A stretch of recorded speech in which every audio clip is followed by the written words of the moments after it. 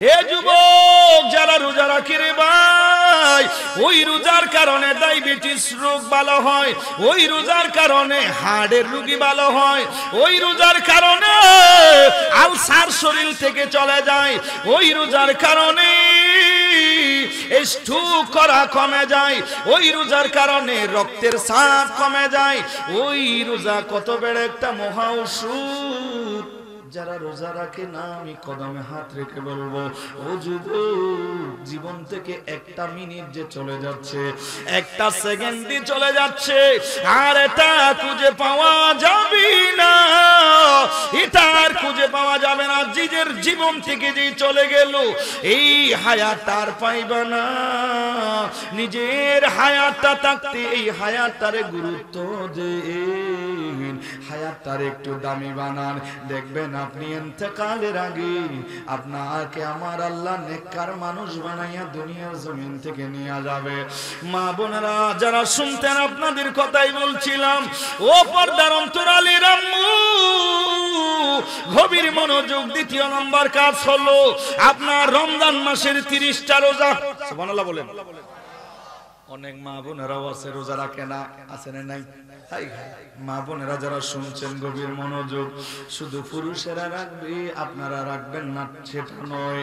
আপনারা যদি 5 ওয়াক্ত নামাজ পড়েন, রমজান মাসের রোজাটা যদি রাখেন, তৃতীয় নম্বর আমার নবী বলেন ওয়াহসানাত ফারজাহা, আর যদি পর্দানশীল হইয়া যদি সালাত নিজের যদি ঢাকায় রাখেন, পর্দানশীল হইয়া চলেন। এ টেকনাফের মা বোনেরা রে, আমাদের দেশে এমন কিছু মহিলারা আছে, এই যে রমজান মাস আসছে, এবার ঘর থেকে বের হইয়া যাবে, সারাটা দিন ঘোরাঘুরি করবে, আর মার্কেটে মার্কেটে ঘুরবে, আর মার্কেটে মার্কেটে বেপরদায় ঘুরবে। ইফতারের সময় হইল, ওই ব্যবসায়ীগুলোর পাশে বসিয়ে একসাথে ইফতার করে। আর রমজান মাসে মার্কেটিং এর নাম দিয়ে ওই মার্কেটে মার্কেটে ঘুরে। এ মা বোনেরা গভীর মনোযোগ। ওই বেপরদায় যদি চলে, জান্নাতের রাস্তা, জান্নাতের দরজা খোলা পাইবেন না। নবী বলেন যে সমস্ত মহিলারা যারা পর্দানশীল হইয়া চলবে, যারা পর্দা করিয়া থাকবে, ওই মহিলাগুলোর জন্য আমার আল্লাহ 8খানা জান্নাতের দরজা খুলিয়ে দেবে। যদি বলেন না সুবহানাল্লাহ। কয়টা বললাম? 3টা বললাম বাবা, গভীর মনোযোগ। আরেকটা হলো যে সমস্ত মহিলারা অত আদবালাহা, স্বামীর খেদমত করবে, স্বামীর কষ্ট দিবে না, স্বামীরে রাজি করিয়া দুনিয়ার জমিন থেকে যাবে। হে মা বোনেরা গভীর মনোযোগ, আপনাদের জন্য গুরুত্বপূর্ণ আওয়াজ। ও মা, আপনি যদি স্বামীরে যদি নারাজ করেন, স্বামীরে নারাজ করে আল্লাহরে পাইবা না, স্বামীরে বেরাজ করিয়া নবীরে পাইবেন না, আল্লাহ রাসূল রাজি হইবি না। স্বামী যদি নারাজ থাকে, ও মা বোনেরা রে, আপনাদেরকে বলি, যদি আল্লাহ এবং রাসূলরে রাজি করাইতে চান, স্বামীরে রাজি করিয়া নেন। যেই মহিলার উপরে স্বামী রাজি, ওই মহিলার উপরে আল্লাহ এবং রাসূল ওই মহিলার উপরে রাজি। বলেন না সুবহানাল্লাহ। আমার বাবাজিরা, এই জন্যই যদি আপনি আমলগুলো করেন, আল্লাহর দরবারে তওবা করেন, রমজান মাস আসলো, তওবা কবুল হওয়ার মাস, গুনাহগুলো মাফ হওয়ার মাস, আপনাকে জাহান্নাম থেকে মুক্তি দেওয়ার মাস। এই রমজান মাসের শেষে জিন্দেগীর গুনাহ আপনারে আল্লাহ ক্ষমা করে দিবে। আর এই মাসে মা, ও মা বোনেরা, ও পর্দার অন্তরালের মা বোনেরা, এ মুরব্বী বাবারা রে, যুবক, রমজান মাস আসছে, যেই মাসে কোরআন নাজিল হয়েছে, যেই মাসে কোরআনুল কারীমা যদি কোন মানুষ একটা যদি খতম আদায় করে, যুবক, আমার আল্লাহ উনার আমলনামায় 1 খতম 2 খতম না, ওই মানুষটার আমলনামায় আমার আল্লাহ 70 খতমের সওয়াব লিখিয়ে দেবে। আরেকটু জোরে বলা যাবে সুবহানাল্লাহ। আদায় করলেন কয় খতম? এক কতম সওয়াব লেখা হলো 70 কতম। সুবহানাল্লাহ বলেন। কত গুরুত্বপূর্ণ মাস রে বাবারা। হাই হাই, কোরআন শরীফ যখন তেলাওয়াত করলেন, শুধু তাই না, একটা কথা মনে পড়লো বাবাজিরা। আহা, আল্লাহর একজন ওলি আছে যার নাম হলো বিশর হাফি রাহমাতুল্লাহি আলাইহি। এক সময় সে ভালো ছিল না, একদিন রাস্তা দিয়ে হেঁটে যাচ্ছে, ওই মদের আড্ডাখানার মধ্যে যাইবে, মদের আড্ডাখানায় যাইবে। যাওয়ার সময় দেখলেন একটা কাগজের টুকরা। সুবহানাল্লাহ বলেন। কাগজের একটা টুকরা দেখলেন, ওই কাগজের টুকরাটা হাতের মধ্যে নিছে, নিয়ে হাতের মধ্যে নিয়ে দেখেন আরবি লেখা।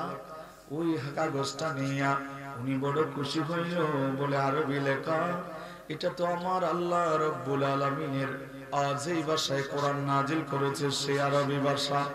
এই কাগজটা হয়তো মানুষের পায়ে লাগতে পারে, এই কাগজটা হয়তো নিচে কেন থাকবে, মানুষের পায়ে হয়তো লাগতে পারে। এই কথা বলে কাগজটা হাতের মধ্যে নিয়ে নিল।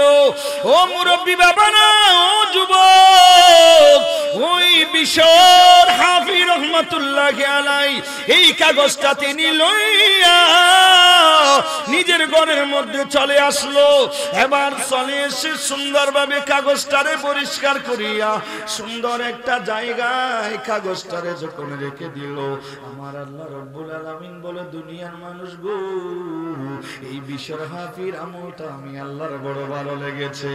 সেই সময়ের কুতুবে আলম, সেই সময়ের বড় কুতুব হাসান বসরি রে আমার আল্লাহ ইলহাম দিল, এ হাসান বসরি রে, এ হাসান বসরি, যাও যাও একটু সুসংবাদ নিয়ে যাও, বিশর হাফির কাছে যাও, একটু করে বলিয়া দাও, আমি আল্লাহ বিশর হাফিরে আমি আল্লাহ ক্ষমা করে দিলাম, আমি আল্লাহ মাফ করে দিলাম। ও হাসান বসরি, যাও বিশর হাফির একটু বলিয়া দাও, আমি আল্লাহ তারে ক্ষমা করে দিয়েছি, মাফ করে দিয়েছি। এবার আল্লাহর ওলি হাসান বসরি বিশর হাফি রহমাতুল্লাহি আলাইহির কাছে চলে গেল। এবার গিয়ে দেখলেন উনি মাতাল হয়ে পড়ে আছে। ওনার সঙ্গে যারা ছিল তাদেরকে বললেন, এই বিশর হাফির একটু বলিও যেন আমার সাথে সাক্ষাৎ করে, আমি ওনার সাথে একটু কথা বলবো, একটা সুসংবাদ ওনার জন্য আছে, আমার সাথে একটু সাক্ষাৎ করতে বলিও, আমি ওনাকে ডাকছি, এই কথা একটু বলিয়া দিও। এবার বিশর হাফি যখন মাথা ঠিক হলো, ওনারে বললেন, ও বিশর, আল্লাহর ওলি এসেছে, তোমাকে বলেছে একটু দেখা করবার জন্য, তোমাকে একটু দেখা করবার জন্য বলেছে, ওনার সাথে সাক্ষাতের জন্য বলেছে। এবার উনি আর দেরি করলেন না, এবার আল্লাহর ওলি হাসান বসরির কাছে চলে গেল।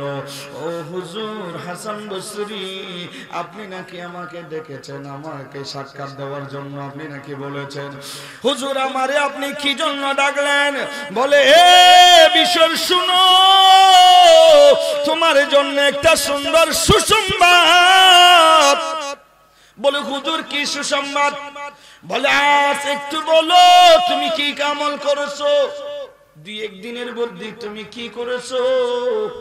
বলে, হুজুর আমি একটা কাজ করেছি, ওই যে মদের আড্ডাখানায় যাইতাম, যাওয়ার সময় একটা কাগজ দেখেছি, কাগজটাকে মাথায় নিয়ে চুমুকাইয়া ঘরের মধ্যে হেফাজতে রেখে দিয়েছি। হাসান বসরি বলেন, বিশর রে, আমার একটু দেখাও সেই কাগজটার মধ্যে কি আছে, কি লেখা আছে, একটু করে দেখাও। বলে, দেখাইলে আমার ঘরে যাইতে হবে, আসেন। আর হাসান বসরি ওনার সঙ্গে বিশরের ঘরের মধ্যে চলে গেল। আর ঘরে যাইয়া বললেন, হে বিশর, কাগজটা একটু নিয়ে আনো, আমাকে একটু দেখাও। এবার কাগজটা যখন নিয়ে আনলেন, আল্লাহর ওলি হাসান বসরি ওই কাগজটা যখন হাতের মধ্যে হাতের মধ্যে এবার নিয়ে দেখা যায় সেই কাগজের মধ্যে সুন্দরভাবে লেখা আছে, সবাই বলুন বিসমিল্লাহির রহমানির রহিম, সুবহানাল্লাহ। এই কাগজের মধ্যে বিসমিল্লাহির রহমানির রহিম লেখা আছে।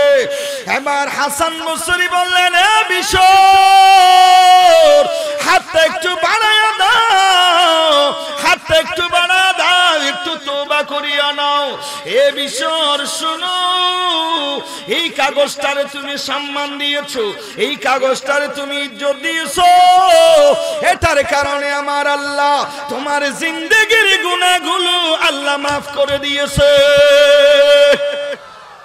ও মুরব্বী বাবার, আরে যুবক, বিসমিল্লাহির রহমানির রহিম এটাকে সম্মান দেওয়ার কারণে আমার আল্লাহ যদি জিন্দেগির গুনাহগুলো যদি মাফ করিয়া দিতে পারে গো। ও যুবক ভাইরা, মুরব্বী বাবারা, ও পর্দার অন্তরালের মা, রমজান মাসে যদি আপনি এক খতম যদি কোরআন দিতে পারেন, একটা খতম যদি কোরআনুল কারীমা যদি তেলাওয়াত করতে পারেন, এমন এমন মা বোনেরা আছে এই রমজান মাসে 10 খতম পর্যন্ত কোরআনুল কারীমা খতম দেয়।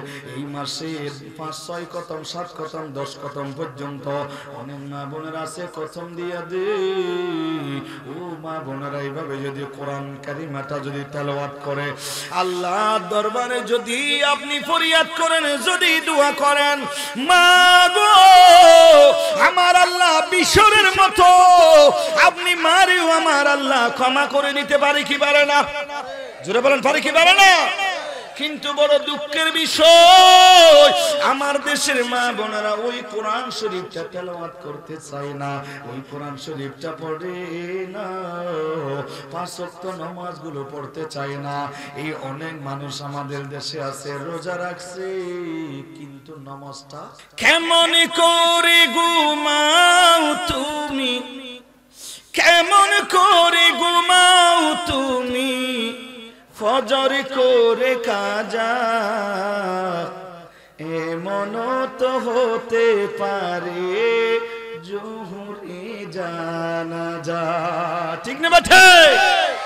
বেনমাজির লাশ কবরেতে রাখিবে যখন, মাটির সাফি পাজরের হাত ভাঙবে রে তখন মানুষ, ভাঙবে রে তখন। বিষাক্ত ওই সাফির কামট, বিষাক্ত সেই সাফির কামট, বেনমাজির সাজা, এমন তো হতে পারে জোহরে জানাজা। ঠিক না? এখান থেকে যে গড়ে যাইতে পারবেন এটারও কি গ্যারান্টি আছে বাবা? আমার এই ভাই, ওনার থেকে শুনলাম একটু আগেই যে উনি আজ একজন মানুষের জানাজা পড়লো, যিনি মেডিকেলে গিয়েছিল কক্সবাজার ডাক্তার দেখানোর জন্য। ডাক্তার দেখাইয়া উনি বাড়িতে চলে আসতেছে, আসার পথে উনি রোড অ্যাক্সিডেন্ট হয়ে আজ ওনার জানাজা হয়েছে। ঠিক না? কোন জায়গায় এটা? উত্তর শিলকালি ওনার বাড়ি। বাবাজি গো, এখান থেকে যে ঘরে যাইতে পারবেন এটারও কোনো গ্যারান্টি আছে? জুড়ে বলেন আছে? মানুষ বাজার থেকে হেঁটে ঘরে চলে যাচ্ছে, ওই মানুষটা লাশ হয়েছে, ভাবে নাই সে যে আবার লাশ হয়ে ঘরে চলে যাবে। ও যুবক ভাইরা, একটু দেখুন না সেই কবরস্থানে আপনার মতো কত যুবক সেই কবরস্থানে শুয়ে আছে। ও যুবক, দেখো না সেই কবরস্থানে আপনার মতো কত যুবক হুন্ডা নিয়ে যাওয়ার সময় এই ট্রাকের নিচে পড়ে লাশ হয়ে ঘরের মধ্যে ফিরেছে।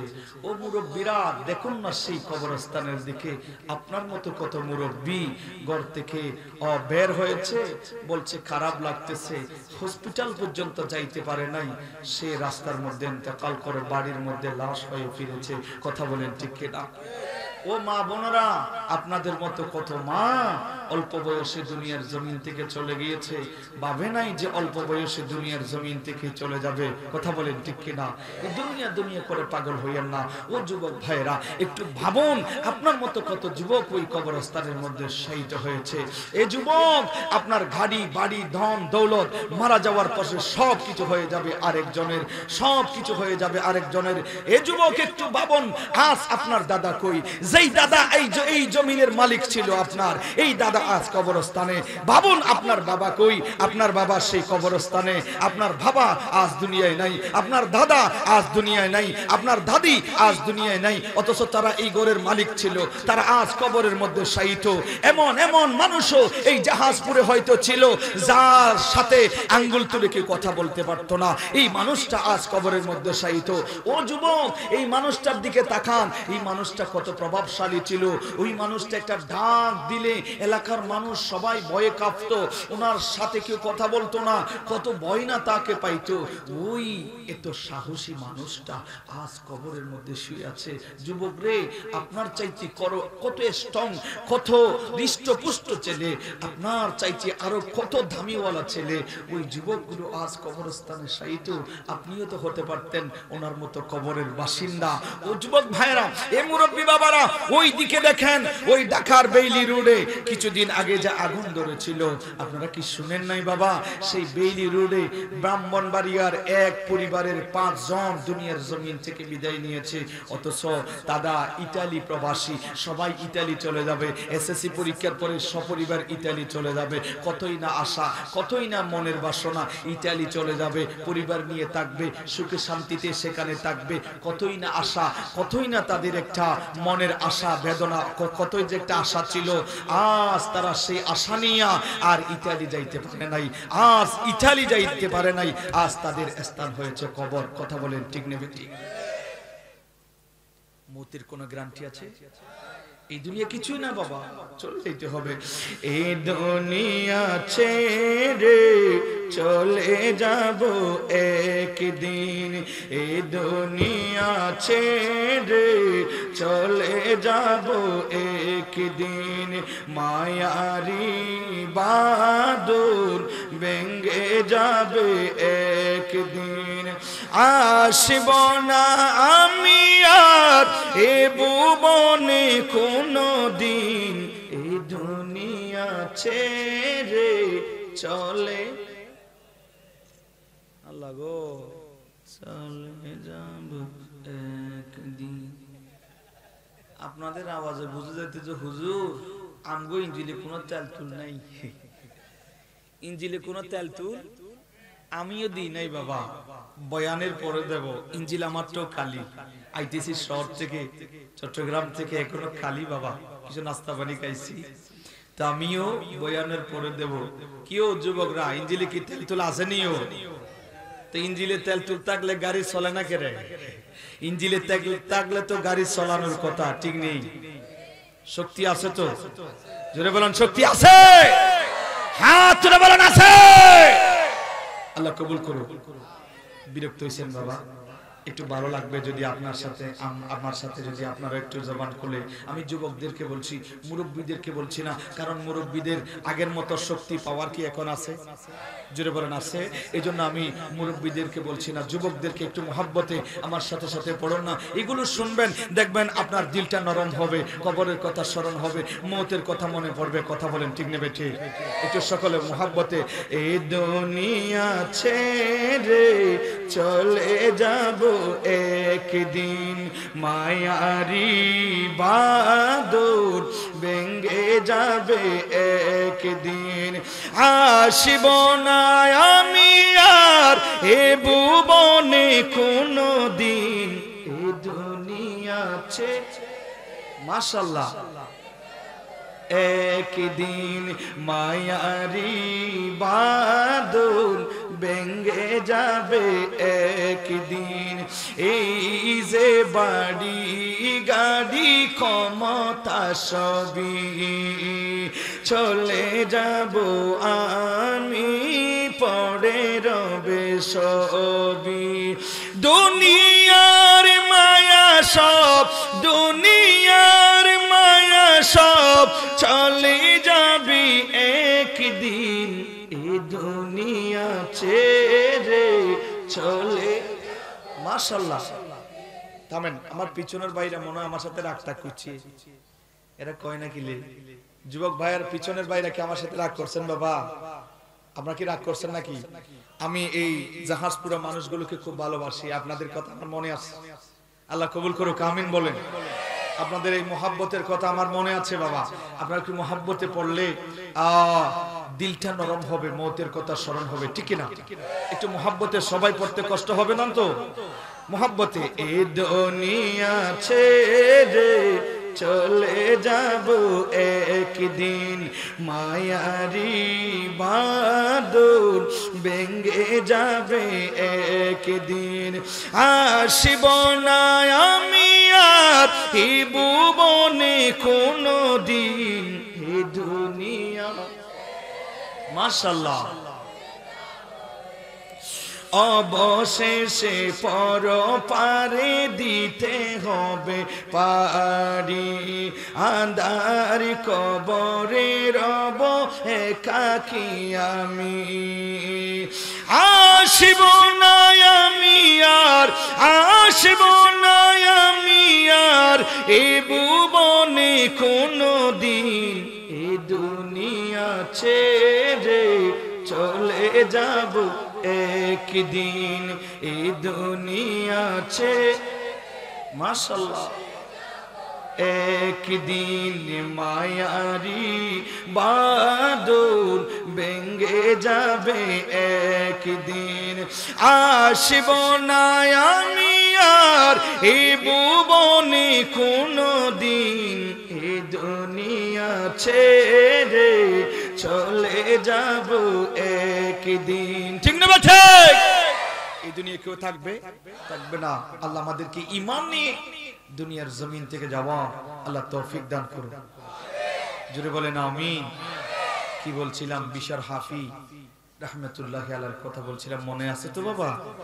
বিশর হাফি দেখাই দিলেন হুজুরে কাগজটা, আল্লাহর ওলি হাসান বসরি ডাক দিলেন, বিশর রে আল্লাহ তো আপনাকে মাফ করে দিয়েছে। একটু কি জোরে বলা যাবে সুবহানাল্লাহ? আল্লাহর ওলি হাসান বসরি বললেন, হাতটা একটু বাড়াইয়া দাও আর তোমার একটু তওবা পড়াইয়া দিব। সুন্দরভাবে তওবা পড়াইয়া দিলেন, আল্লাহর ওলির সুহবন নিলেন। ভালো মানুষের সুহবন নিলে ও মুরব্বি বাবার আরে যুবক, ভালো মানুষের সুহবন নিলে ওই মানুষটা ভালো হইয়া যায়। ভালো মানুষের সুহবত পাইলে ওই মানুষটাও ভালো হয়ে যায়। এ জাহাজপুরার যুবক, এই জন্য আপনাদেরকে বলি, কোন খারাপ ছেলের সাথে মিশিও না, কোন খারাপ ছেলের সাথে মিশবা না। ও যুবক একটু ভাবেন, যদি কোন গাঁজাখোরের সাথে যদি একটা ছেলে হাঁটে, এক সময় দেখা যাবে তার শরীর দিয়েও গাঁজার গন্ধ যায়। এবার কেন গাঁজার গন্ধ? বলে আমি তো একটা গাঁজাখোরের সাথে থাকি। আর যদি কোনো একটা যুবক যদি আতর বিক্রি করনেওয়ালার সাথে থাকে, ওই আতর বিক্রি করনেওয়ালা মানুষ ওনার সঙ্গে থাকার কারণে এক সময় দেখা যাবে ওনার শরীর দিয়েও আতরের ঘ্রাণ যাবে। এই ভাই তুমি আতর ব্যবহার করছো নাকি? বলে না। বলে আমি আতরওয়ালার সঙ্গে আমি থাকি। ওই আতরওয়ালার সঙ্গে থাকলে সুঘ্রাণ যাবে, গাঁজাখোরের সাথে থাকলে এ যুবক তোমার শরীর দিয়ে গাঁজার গন্ধ যাবে। এই জন্যই আল্লামা রুমি রহমাতুল্লাহি আলাইহি কত সুন্দর কথা বলেছে। আল্লামা রুমি রহমাতুল্লাহি আলাইহি তিনি বলেন, সুহালে কুনার সুহবতে তলে তোরাত আলী কুনার, এক জমানা সুহবতে বা আউলিয়া বেহতরাজ সদ সালে তাআত বেরিয়া। আল্লাহ আল্লাহ क्या मुबारक नाम है, अल्लाह अल्लाह मोमिनों का जिक्र है। ए टेकनाफের জাহাজপুরের মুরব্বি মনোযোগ, যেটা বলতে চেয়েছিলাম, হাসান বসরি বললেন বিশর হাফিরি আর জিন্দেগিতে কোনোদিন গুনাহ করিও না, কারণ আমার আল্লাহ আপনারে ক্ষমা করে দিয়েছে, আমার আল্লাহ আপনারে মাফ করে দিয়েছে। আপনার বিগত জিন্দেগির গুনাহ আমার আল্লাহ ক্ষমা করে দিয়েছে। আর ওই বিশরকে হাফি বলা হয়। হাফি মানে কি? বলে হাফি মানে তিনি যেই দিন থেকে আল্লাহ ওয়ালা হয়ে গেছে সেই দিন থেকে কোনোদিন সে পায়ে স্যান্ডেল জুতা দিয়ে কোনোদিন হাঁটে নাই। ও বিশুর, কেন জুতা দিয়ে কেন হাঁটো না জমিনের মধ্যে? তিনি বললেন কিভাবে আমি জমিনের মধ্যে জুতা দিয়ে আমি হাঁটিব? এই জমিনটার তো আমার আল্লাহ নবীজি যেই দিন দুনিয়াতে আগমন করেছে সেই দিন থেকেই আমার আল্লাহ এই জমিনটার তো মসজিদ বানায়া দিছে। আমি বিশর হাফি কিভাবে ওই জুতা দিয়া স্যান্ডেল দিয়া আমি কিভাবে হাঁটবো?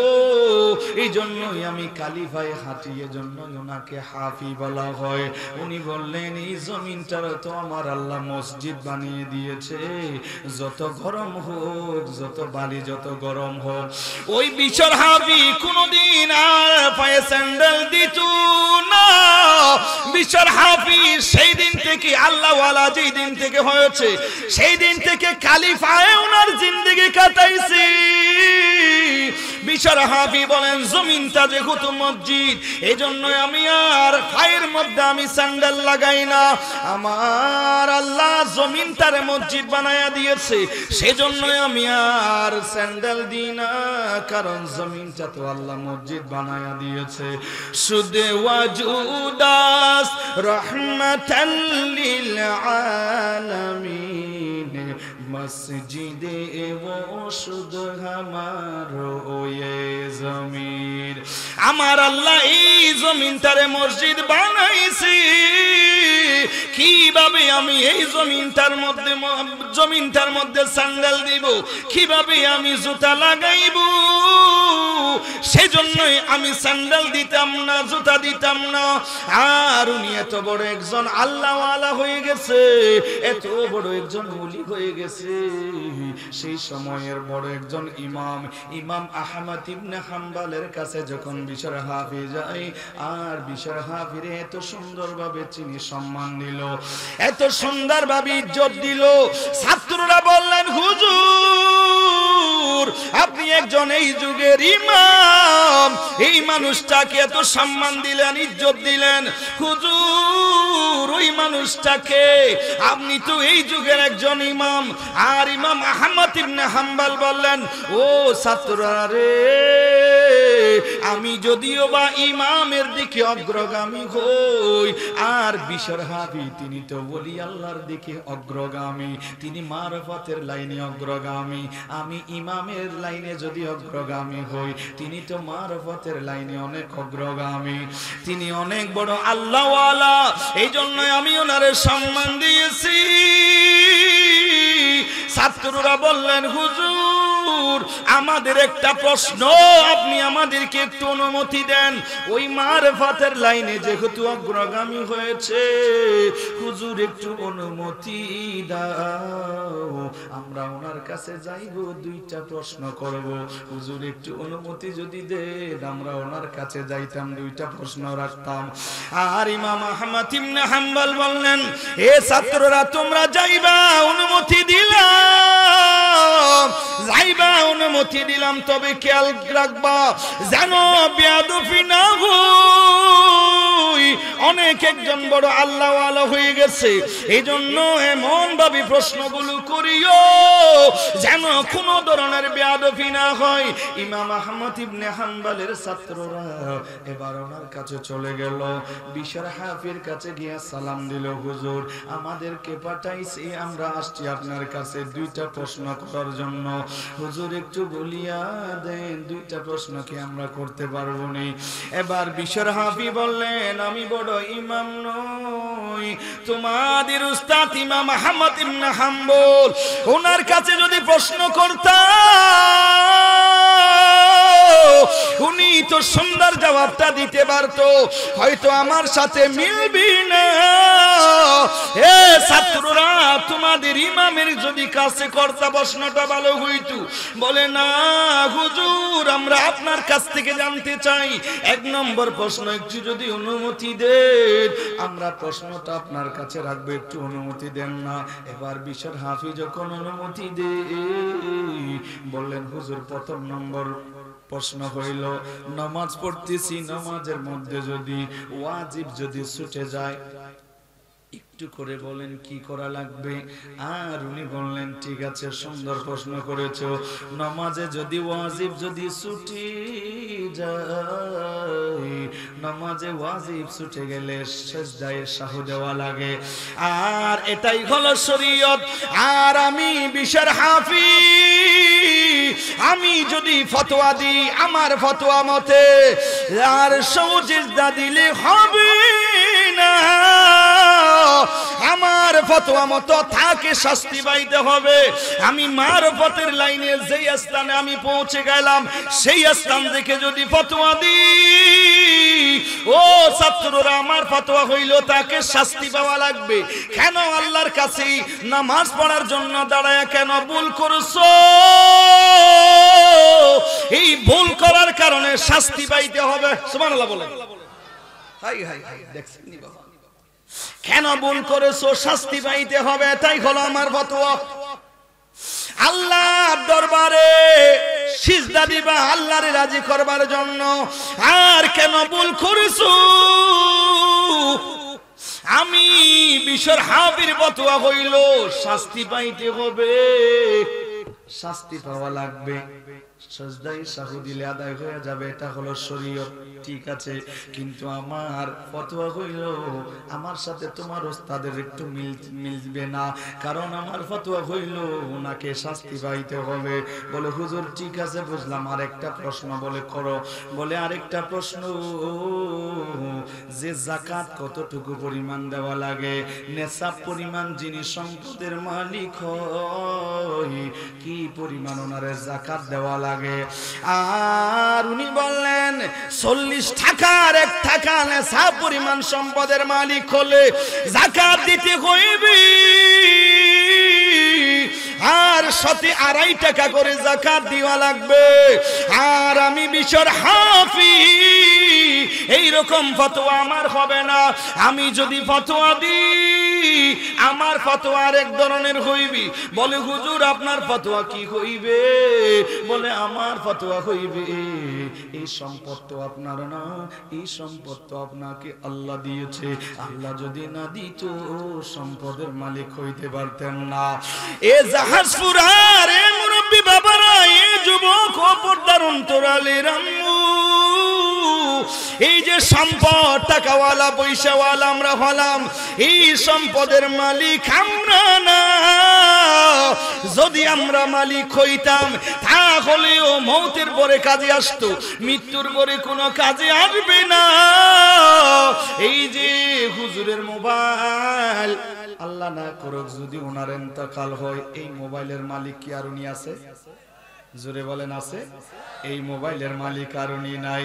মওত যখন হলো রে যুবক, এই দুনিয়ার যে সম্পদগুলো আপনার ছিল আপনার ওয়ারিসদের হয়ে গেল, আর আপনার সম্পদ বলতে কিছু নাই। আপনার সম্পদ আপনার কাজে আসবে না।